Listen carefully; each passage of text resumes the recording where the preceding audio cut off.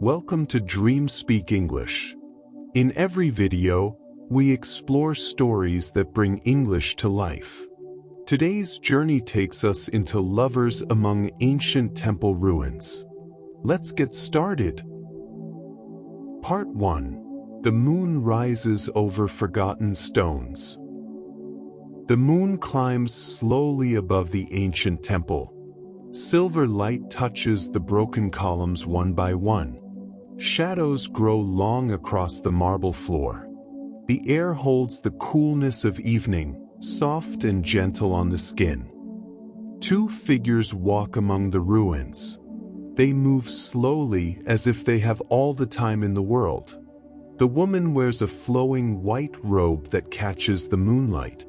The man beside her is dressed in pale linen, simple and elegant.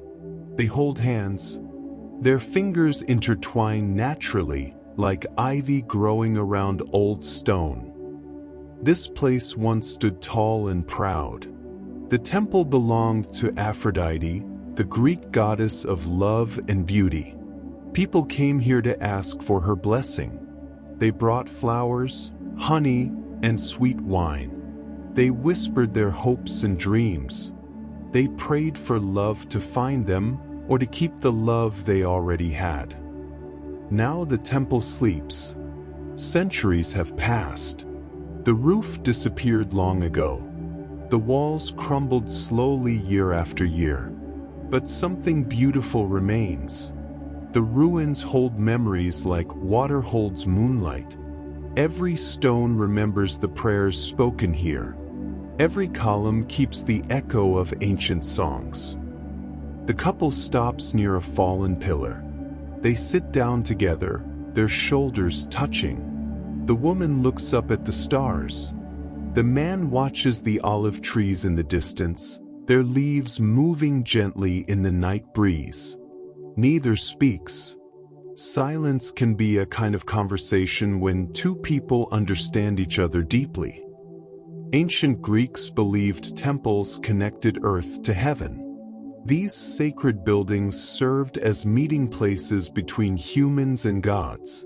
The architecture itself carried meaning. Tall columns reached upward like prayers. Open courtyards invited the sky inside. Every stone was placed with intention, every measurement chosen with care.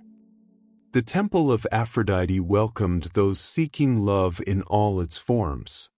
Young couples came to ask for happy marriages.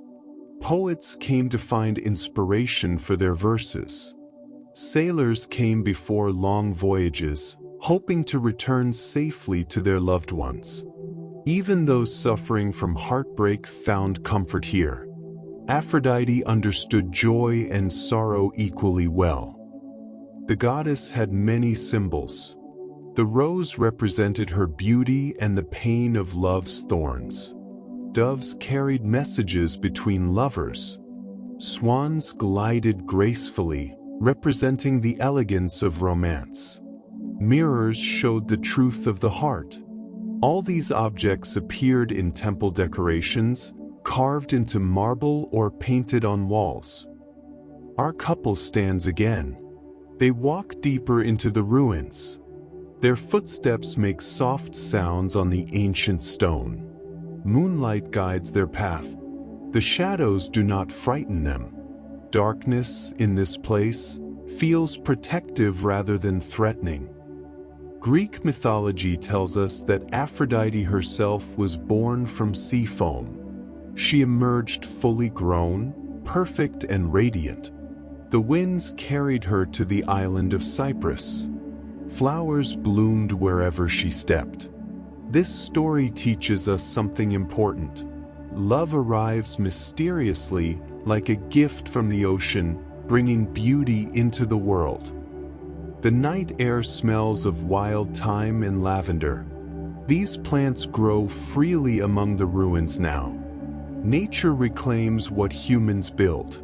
Vines wrap around broken pillars. Small flowers push up between paving stones. The ruins and nature exist together, creating something new from something old. Part 2: Whispers of Ancient Love. The couple finds a courtyard where moonlight pools like silver water. In the center stands the remains of an altar. Here, people once made offerings to Aphrodite. They left small statues, jewelry, written prayers on papyrus. Archaeologists discovered many such items when they excavated temples. These objects tell stories about how ancient people understood love. Love meant different things in ancient Greece. The Greeks had several words for different types of love. Eros described passionate, romantic love, the kind that makes the heart race and the world seem brighter. Philia meant deep friendship and loyalty. Storge represented family love, the natural affection between parents and children. Agape described selfless, universal love for all humanity. Our lovers embody Eros. Their connection burns steadily, like a flame protected from the wind. But their love also contains Philia. They are companions, friends who chose each other and continue choosing each other with every passing day. The woman touches the worn surface of the altar. She can almost hear the ancient prayers. Voices speaking in a language no longer used, asking for the same things people still seek today: to be loved, to be understood, to find someone who sees beauty in them, to share life's journey with another soul. Architecture speaks when we learn to listen. The Greeks designed their temples following sacred proportions. They believed certain mathematical relationships created harmony and beauty. The golden ratio appeared in column spacing, in the dimensions of rooms, in the angles of roofs. These buildings pleased the eye because they followed patterns found in nature, in seashells, in flowers, in the spiral of galaxies. Beauty serves a purpose. When people entered a beautiful temple, they felt transported. The ordinary world fell away. Sacred space created room for transformation, for prayers to rise, for love to grow. The temple itself became a teacher, showing that love deserves beauty, attention, and careful construction. The man picks up a small piece of marble. It fits in his palm, smooth and cool. This fragment once belonged to something larger, a column, perhaps, or a statue. Now it exists alone, yet it still carries the memory of wholeness. The ruins teach us that even broken things retain their beauty, their dignity, their worth.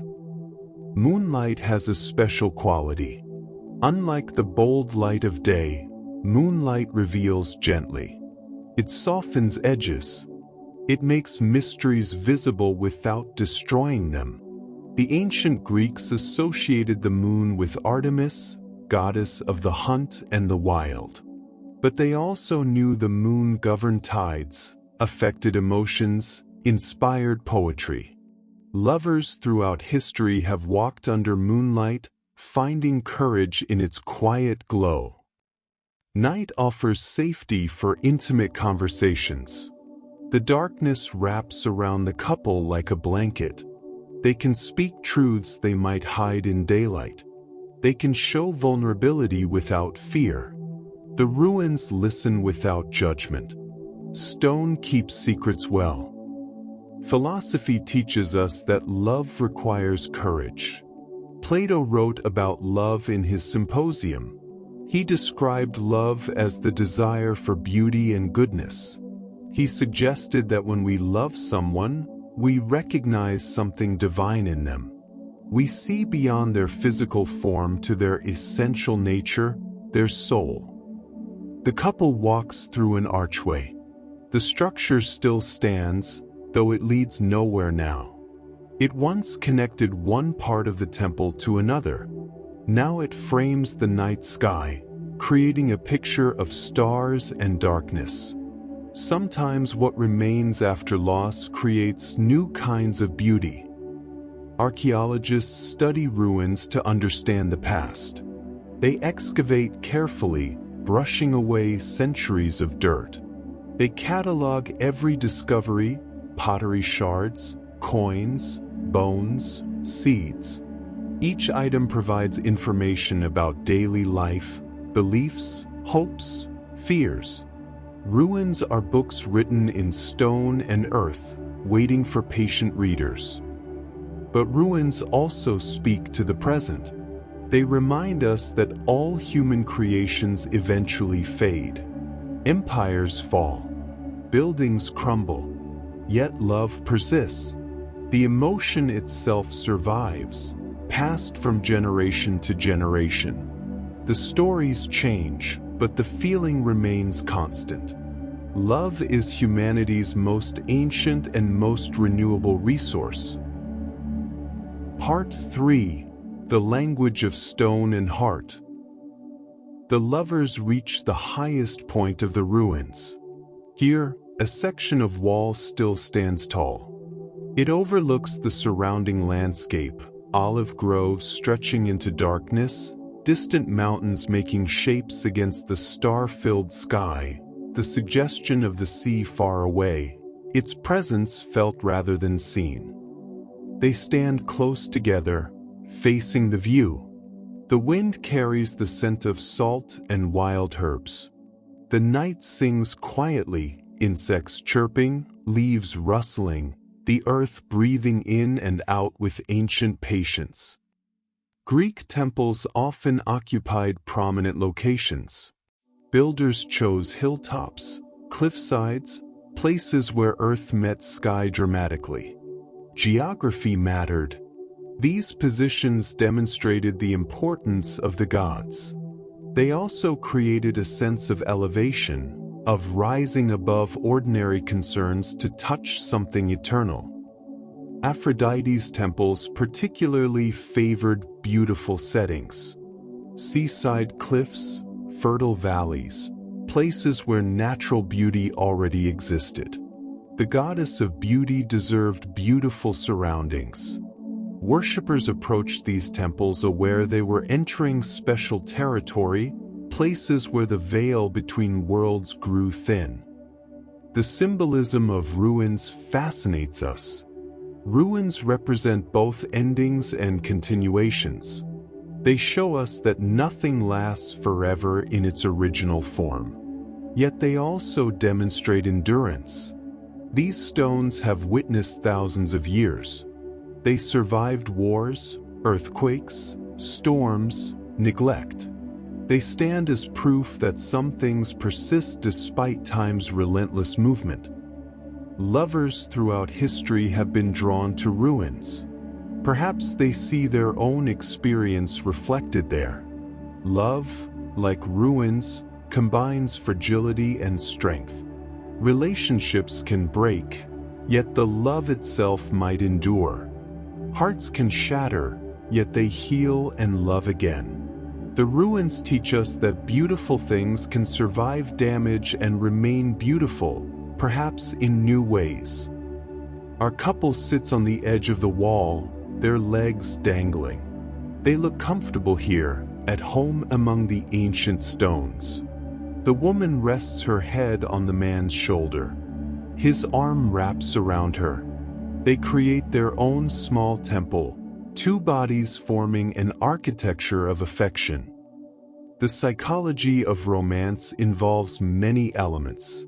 Attraction begins the dance, but attachment sustains it. We bond with others through shared experiences, through vulnerability, through consistent presence. The brain releases chemicals, oxytocin, dopamine, serotonin, that create feelings of happiness and connection. But beyond biology, something else exists. We choose to love. We decide to stay, to grow together, to face life's challenges as partners. Ancient Greeks understood this complexity. Their myths showed gods experiencing love's full range: jealousy, passion, loyalty, betrayal, reconciliation. Aphrodite herself had many lovers. Her marriage to Hephaestus, the blacksmith god, was arranged but loveless. Her true affection belonged to Ares, the god of war. Yet she also loved the mortal Adonis so deeply that his death devastated her. These stories remind us that love defies simple categories. It contains multitudes. The couple rises. They begin the journey back through the ruins. Their path takes them past fragments of statues, a marble hand reaching toward nothing, a stone face with weathered features, a carved fold of fabric suggesting a body long gone. These pieces once belonged to statues of the goddess, of priests and priestesses, of devotees offering prayers. Art preserves love. Ancient civilizations created countless expressions of love through sculpture, painting, poetry, music. They carved lovers' names into stone.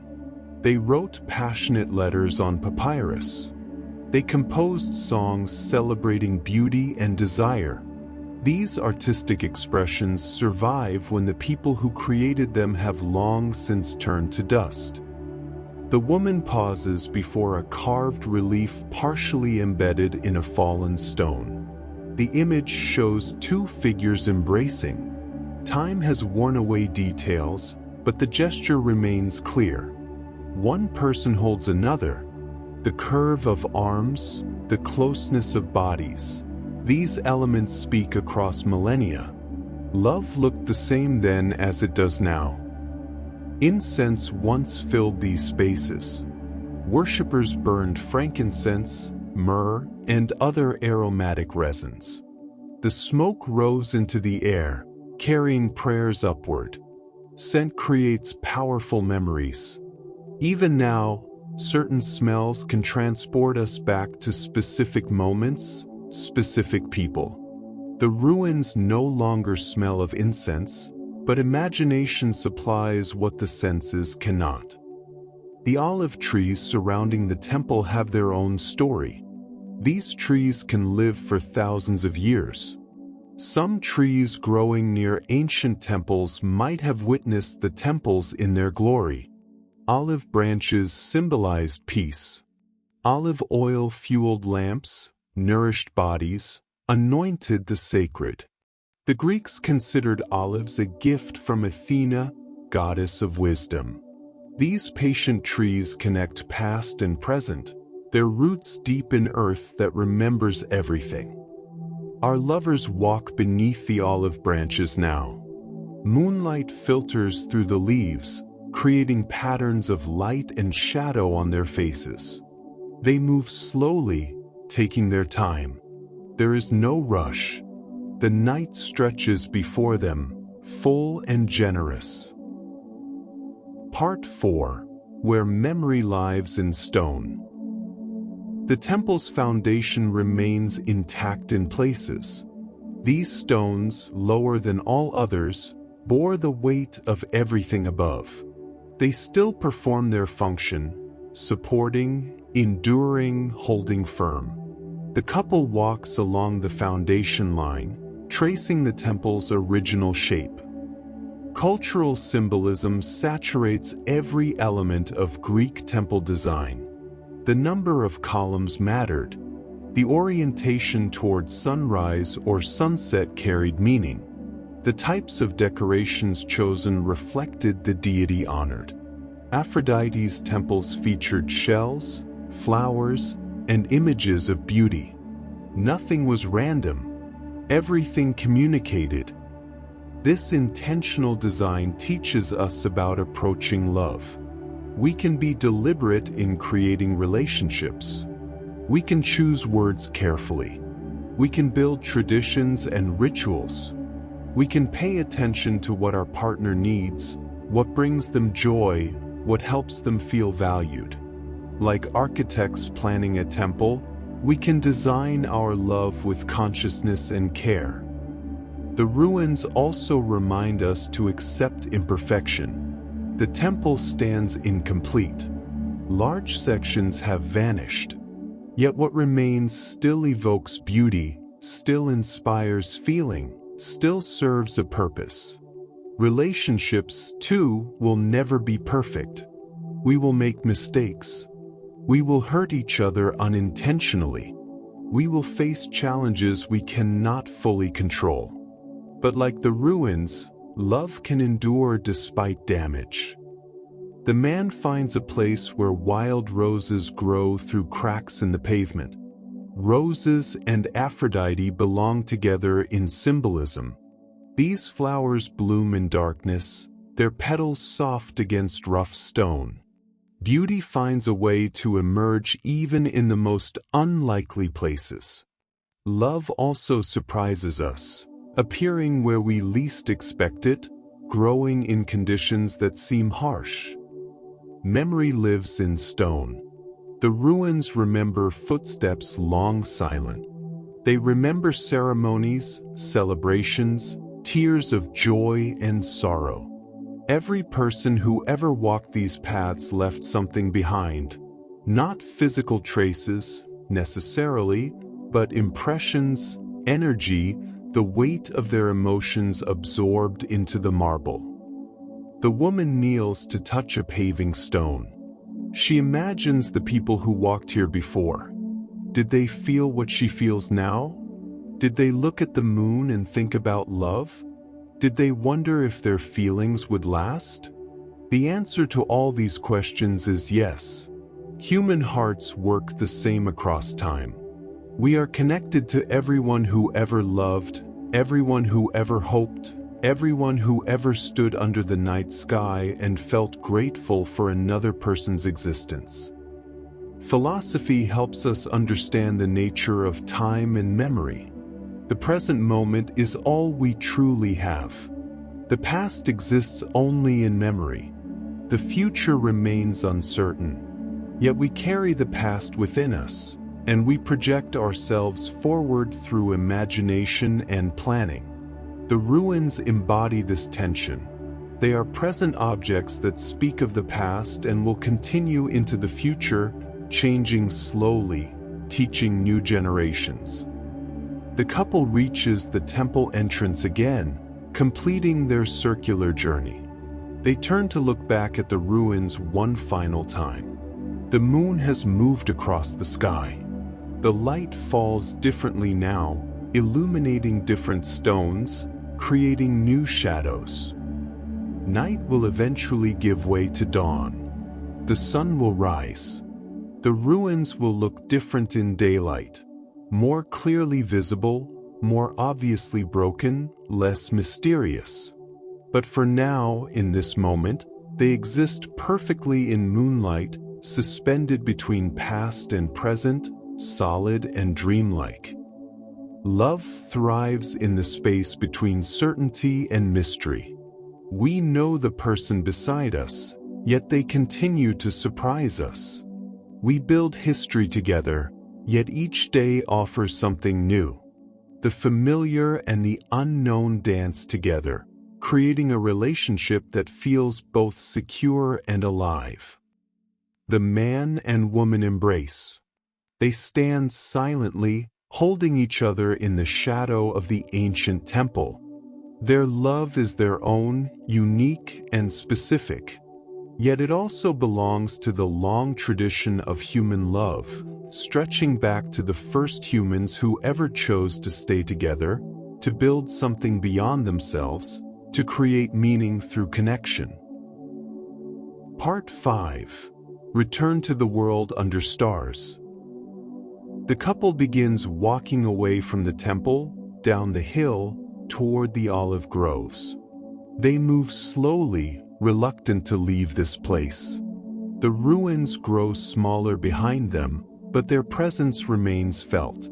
Some places change us. Some experiences mark our souls. This night will stay with them, a memory they can return to when they need peace, beauty, or reminder of what matters most.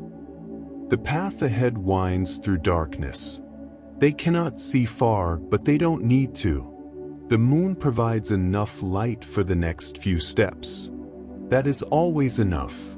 Knowing where to place your foot right now, trusting the path will continue, believing you won't walk it alone. Ancient wisdom teaches us to pay attention to the present. The Greeks valued the concept of kairos, the right or opportune moment. Unlike chronos, which represents measured, sequential time, kairos means the special moment when everything aligns. Falling in love is a kairos moment. So is deciding to commit to someone. So is this walk through ruins under moonlight, a perfect moment existing outside normal time. The olive trees welcome them into shadow. The leaves whisper overhead. Olive trees grow slowly, taking years to mature. Their wood is hard, dense, enduring. Their fruit feeds bodies. Their oil lights darkness. These trees teach patience, the value of slow growth, the rewards of waiting for things to develop properly. Love also requires patience. Relationships deepen gradually. Understanding another person takes time. Building trust cannot be rushed. The couple walking beneath the olives knows this. They have given each other time. They have waded through difficulties. They have allowed their connection to develop naturally, like trees growing toward light. The symbolism of night extends beyond romance. Night represents the unconscious mind, the realm of dreams, the hidden parts of ourselves. We sleep to restore our energy, to process emotions, to integrate experiences. Dreams allow our minds to explore freely, creating stories and symbols that help us understand our lives. Walking at night requires trust. We cannot see dangers as clearly. We depend on our other senses: hearing, touch, intuition. Similarly, love requires trusting what we cannot fully see or prove. We trust another person's intentions. We trust our own feelings. We trust the process of building something meaningful together. The woman looks up at the stars. Constellations tell stories, many of them Greek myths. And the hunter chases the Pleiades across the sky. Cassiopeia sits on her throne. Andromeda remembers her rescue by Perseus. The stars preserve ancient stories, keeping them visible for anyone who learns to read the patterns. Our own relationships become stories. We tell them to ourselves and others. This is how we met. This is when I knew. This is what we survived together. These stories shape our identity as a couple. They give meaning to our shared experiences. They connect us to the larger human story of love and partnership. The path leads to a small clearing. The couple stops here, in a space open to the sky. They can see the ruins on the hill behind them, the mountains in the distance, the vast bowl of stars overhead. They stand at the center of multiple perspectives, aware of the land's age, the night's beauty, their own small but significant place within everything. Greek philosophy often discussed the relationship between part and whole. The individual exists as a separate being, yet also belongs to larger systems: family, community, humanity, nature, cosmos. Love helps us understand this relationship.